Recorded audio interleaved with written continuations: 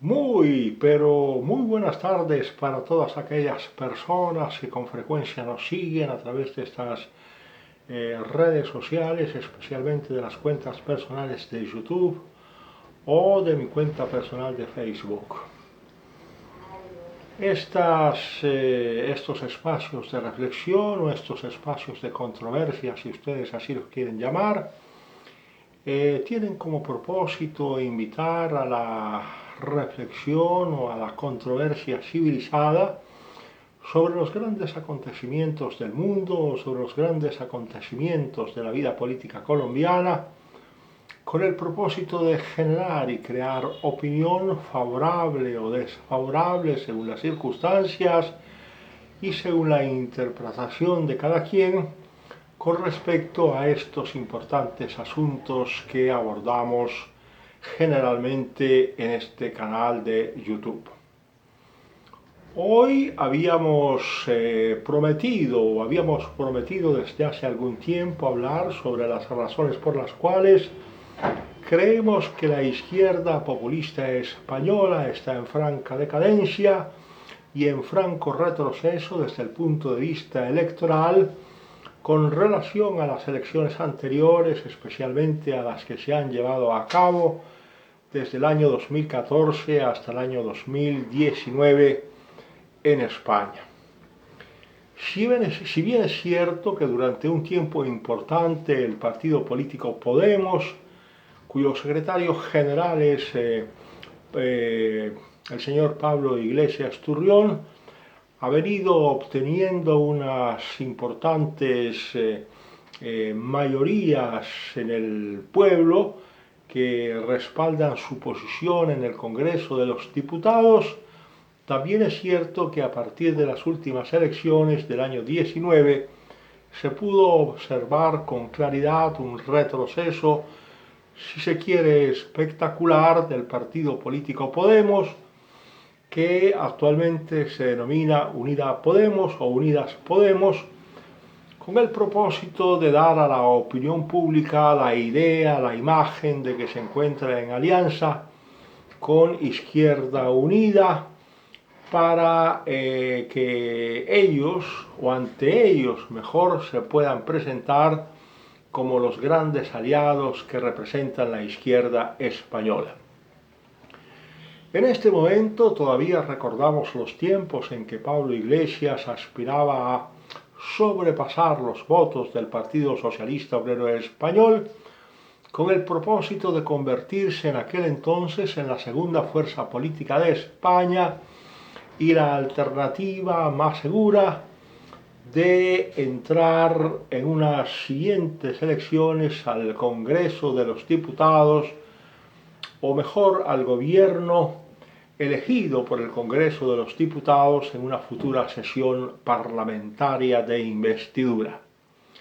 Sin embargo, los tiempos han cambiado y especialmente han cambiado como consecuencia de los cambios sufridos al interior del partido político Podemos y al interior del espíritu de quien los conduce, que es el señor Pablo Iglesias Turrión. Actualmente el señor Pablo Iglesias, independientemente de que hasta hace poco fuera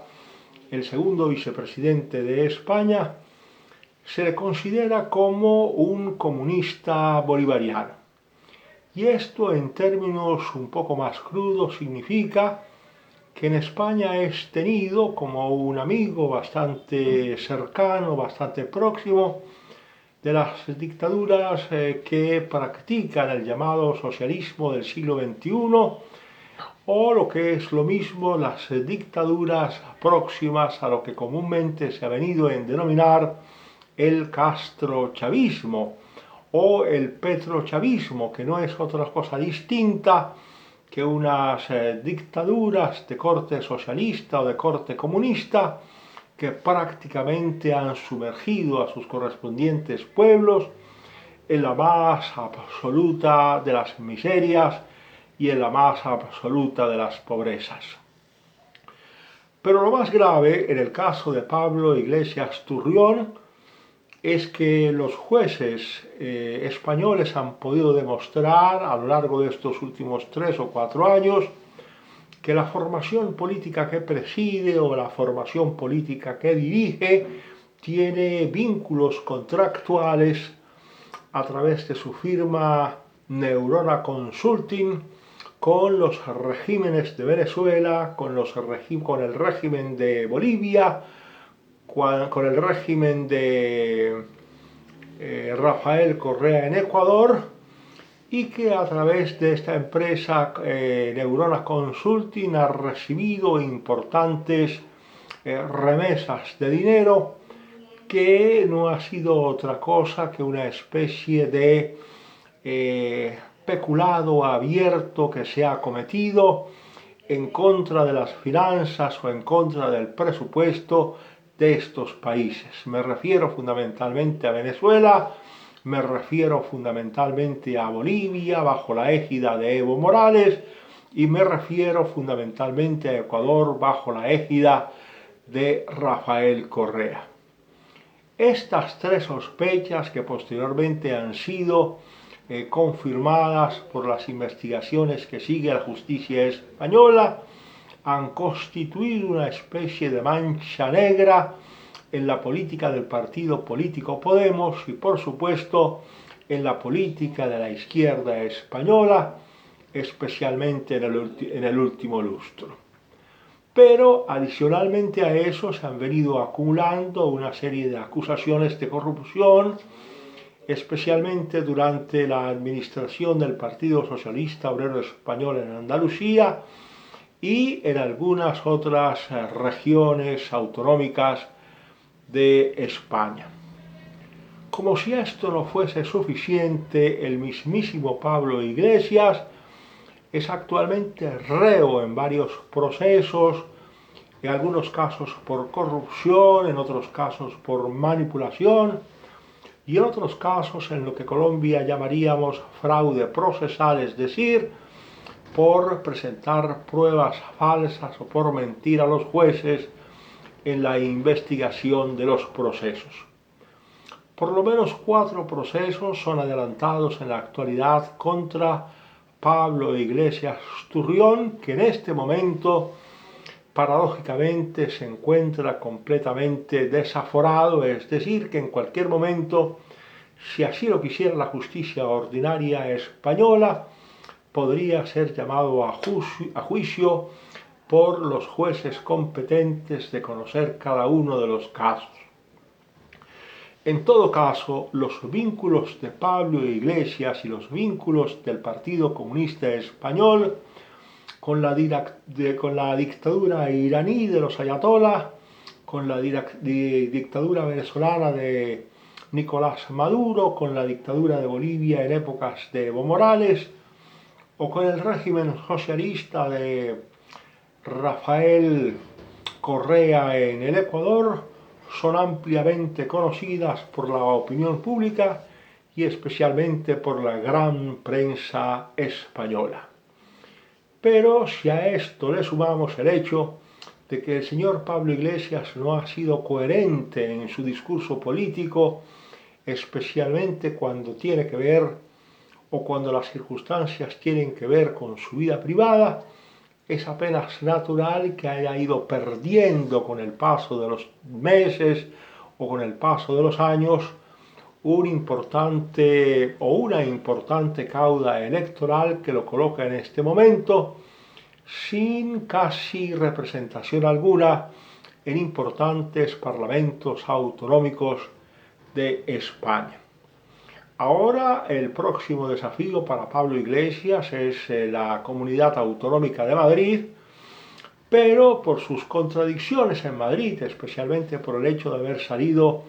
de un barrio populoso como Vallecas para irse a vivir a un chalet en la zona de Galapagar, hace que de alguna manera parte importante del electorado madrileño lo haya abandonado a su propia suerte, y es bastante probable que solo obtenga entre 11 y 12 escaños en el Parlamento o en la Asamblea Autonómica de Madrid en las elecciones del próximo 4 de mayo, guarismos que lo dejarían prácticamente en una situación incómoda